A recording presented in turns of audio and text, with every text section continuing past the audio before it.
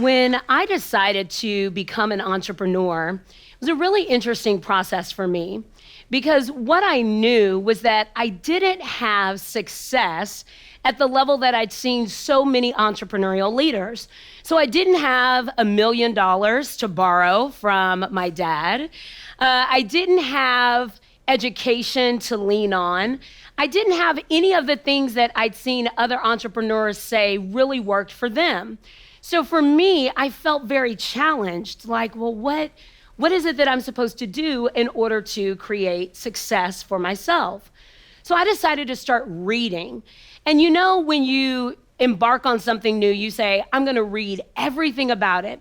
And the story that you tell yourself is, if I read about it, then I feel like I did it. Like that's the win. So I read this quote that I'm sure was meant to inspire me, but instead it really deflated me. And I'm gonna tell you what it was. The quote said that 15% of our success is based on 4 things: skill, knowledge, talent, education.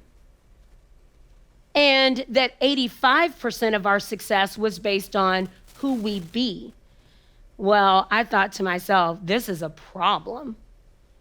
Because skill, I didn't really feel skilled as an entrepreneurial leader. Knowledge, I'd never done that before. I didn't even know how to spell entrepreneur. Does the U go before the E? I was very confused about that. And I was confused every time I wrote it. Okay, talent, I felt very talented. I could do fake tap dancing very well. I felt very talented, but education, I dropped out of high school when I was 15. And I thought, this is the small number. This is the 15%. So then 85% was based on who I be. So I said, well, let's start going down my register of who I am and what shaped me and my identity and my person. Let's just start getting clear about that. So I remember being 4 years old. And my cousin introduced me to this glorious, magical new word. And I couldn't wait to use it. I knew even at 4 what it meant to land a line. So I waited. And I waited until my grandfather picked me up from preschool. So my grandfather comes to pick me up. Now you have to understand, my grandfather was not just any grandfather. He was the grandfather of all grandfathers. He was huge and dark-skinned, and when he would pick me up, I felt like I was in the safest place in the entire world. So all I ever wanted to do was make my big daddy happy. So my grandfather picks me up. I grab my shoes to put them on. I grab my bag, and I'm ready to land this line and showcase this new word. My teachers are standing there. And so my grandfather, again, safest place in the entire world, a minister in our community, a quartet singer. I mean, listen, we were the quintessential African-American Christian family. And I turn at 4 years old and wave to my teachers, and I say, bye, you witches. But I didn't use the W, I used a B.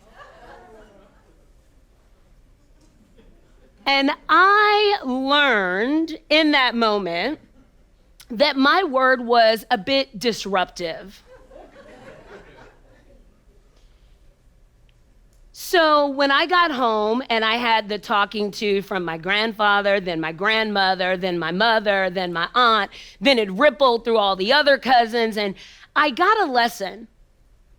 And the lesson that I got for myself wasn't about choose new vocabulary, it was shut up. Don't talk. Sure, it wasn't the intention, but it was the lesson that I took away as a 4-year-old little girl.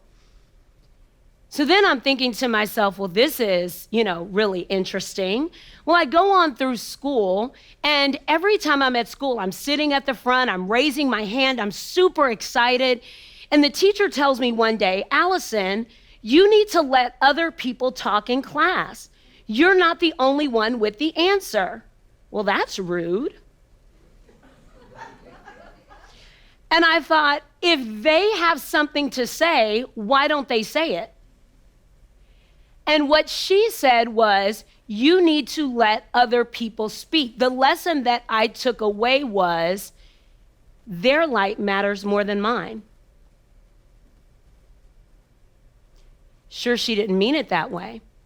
But now I'm a little girl that has learned, shut up. Don't talk. Move out of the way for others. So my identity is being formed in this. And here I am reading this quote that says, 15% of my success, skill, knowledge, talent, education, I already have demerits. And now the next part of the story is 85% is based on who you be, and it's obvious that who I be is unacceptable to success. That based on what success is, I'm not winning. Well, then I start dating a young man, and I fell in love. I thought he was incredible. And one day he said words that were magical to me. He said, one day, Allyson, I'll marry you. Total acceptance. And then he said, but you just need to know I'll cheat on you because you're fat.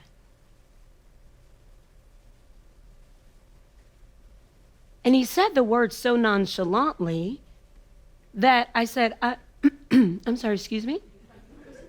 I'm sorry, I think you put the wrong string of words together. He says, yeah, I'll marry you. You're wonderful to marry, but I'll cheat on you because you're fat. So the lesson that I took from that is, you're not worthy, you're not beautiful. So now this is in my makeup of who I am in the world. And I thought to myself, how could someone say that to me?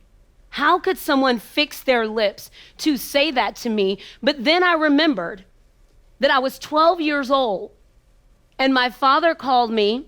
He said, hey, baby girl. And I said, hey. And we talked and we laughed. And he said, I'll call you back. And I said, okay, can't wait. That was in the summer. Christmas, no call. 13-year-old birthday, no call. 16, surely he's gonna call me, no call. 18 is when he's gonna call. 18 is when it's gonna happen, no call. 21, that's monumental for a young woman. He's going to call me. 30, I'm entering a new decade. He's gonna find me, he's gonna call me, he's gonna tell me he's so proud of what I've done and what I've created and who I am, no call. So when I thought to myself, how could this young man say, I'll marry you, but I thought, oh, wait a minute, you're leavable. You're unnecessary. This is why he also understands you to be unworthy and not beautiful. This makes sense. This is who you are.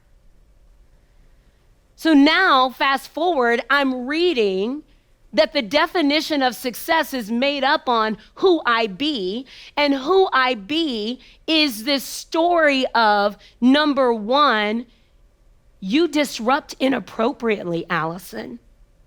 You're not a good girl. Only good girls win. Now the story that I'm living is, you need to let other people go. You're in the way. Move back. Your light's too bright. Doesn't give room for others. Now the story that I'm living is not beautiful, not worthy, leavable, and I'm trying to create success, and it says that the definition is made up on what I've lived up to this point. I am doomed to fail. My heart palpitated. And I thought, what do I do? Because I thought I heard a whisper in myself that said I could be great. I read this word. Sure, I don't know if the U goes before the E or not, but I thought I could be this person that could make a difference. And now it's saying that I can't. And so I'm reading through personal development book after book after book, quote after quote after quote. And I stumbled on one that redeemed me and reconciled me to truth. And it said, it is not your shadow that scares you, but it is your light. The quote went on to say, and I paraphrase, that there's so much more for you to bring, and that the biggest joy you will experience is when you bring your authenticity to the table. And I thought, authenticity? Wait a minute. I've been conditioned and groomed for conformity, for sameness. I mean, I felt the boil of being red hot, but yet it seemed the only way I would be accepted was if I was beige. I wanted to add to the culture, but I kept hearing, what if you just fit in? Stand in line, alphabetical order. That's the best way for you to be. That works for everyone. But I didn't want to do what worked. I wanted to be bold and bright and self-expressed and demonstrative. I wanted to be myself. But that wasn't the label of success that I had seen. The success that I'd seen was mirror what you already see in the world. And the more you do that, the more likable you are, the more tolerable you are, the more received you will be, and the more you'll experience the illusion of love. I didn't want that anymore. So I decided that I would pick up the pen and I would begin to redefine. Lesson 1. I'll never forget the chastisement. My grandfather, whom I never wanted to fail. I remember his finger. My grandmother, who I never wanted to disappoint. I remember her finger. And I remember the lesson that I took away. Don't talk. I rewrote that. Use your words. Tell your truth. Lesson number 2. Move to the back. I remember my teacher, her finger, I can still smell the mix of coffee and cigarettes on her breath. As she wagged her finger, dim your light. I rewrote that. Stand in the sun. Be in the certainty of your purpose and the necessity of who you are. Lesson number 3, I'll marry you, but I'll cheat on you because you're fat. Picked up my pen. You're beautiful. You're glowing. You're curvy. You're unique. You're sexy. You're sophisticated. You're caramel colored. You're lovely. You're fearfully and wonderfully made. Next lesson, I'll call you back. But the call never happens. You're leavable. You're unlovable. I picked up the pen. You are an unrepeatable miracle. And there's no one like you. And just because someone doesn't have the power within themselves to acknowledge it, doesn't mean you can't stand in the mirror and acknowledge it for yourself. Maya Angelou wrote these words. You may write me down in history with your bitter, twisted lies. She goes on deeper in the poem to say, but still like dust, what? I will rise. What I realize is that our circumstances weave bitter, twisted lies. They don't mean to, but they do. It's up to us to redefine success, truth, love, ownership, authenticity, and our own personal power for ourselves. Thank you.